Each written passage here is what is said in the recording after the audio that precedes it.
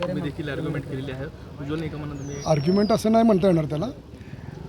Discharge application एक pending आहे जे त्याच्यावर युक्तिवाद आज अपेक्षित होता, पण मेहरबान कोर्टाचं मत असं पडलं की इतरही काही अर्ज अजून प्रलंबित आहेत, ते सगळे एका वेळेला आपण डिसाईड करू. त्यामुळं असं ठरलं आहे की येणारी जी तारीख असेल त्या तारखेला हे बाकीचे जे जवळजवळ 3 ते 4 अर्ज आहेत ते सगळे डिसाईड करायचे आणि डिस्चार्जला जरा वेळ लागण्याची शक्यता आहे आर्ग्युमेंटला. त्यामुळे त्याच्या पुढच्या तारखेला डिस्चार्जवर आर्ग्युमेंट होते. पुढच्या तारखेला सुद्धा डिस्चार्जवर आर्ग्युमेंट नाही, बाकीचे जे अर्ज आहेत ते डिसाईड होतील. त्याच्यावर युक्तिवाद होईल आणि ते डिसाईड होतील.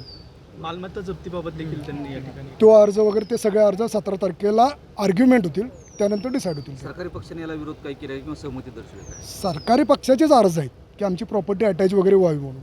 आमचा त्याला विरोध राहणारच, कायदेशीर विरोध राहणार. Okay sir. आपल्याकडनं युक्तिवाद करण्यात आलेला त्याला सरकारी वकिलापासून कसा प्रतिवाद करण्यात आला? काय झालं सुनावणी दरम्यान? आजची तारीख डिस्चार्ज अर्ज आणि इतर काही मिसलेनियस ॲप्लिकेशन होते याच्या सुनावणीकरता होती. आज तसं बघायला गेलं तर सुनावणी कुठल्याही अर्जाची झालेली नाही. ना डिस्चार्ज अर्जाची सुनावणी झालेली आहे ना बाकीच्या अर्जांची.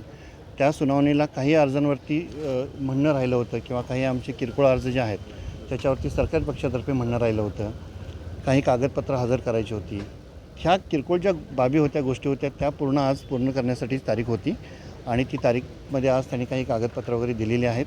आता मॅटर म्हणजे डिस्चार्ज अर्ज आणि इतर जे काही मिसलेनियस ॲप्लिकेशन आहेत, किरकोळ अर्ज, याच्या आर्ग्युमेंटसाठी रेडी आहे. तुम्ही असं म्हटले होते की पेनड्राईव्ह मिळाला नाही, तो पेनड्राईव्ह दिला. हां, म्हणजे जे आम्ही सुरुवातीपासून काही इलेक्ट्रॉनिक डिजिटल एव्हिडन्स म्हणत होतो ना, तो त्यांनी आता सिलबंद लखोटे त्यांनी मेहरबान कोर्टात सादर करतो आहे असं म्हटले होते.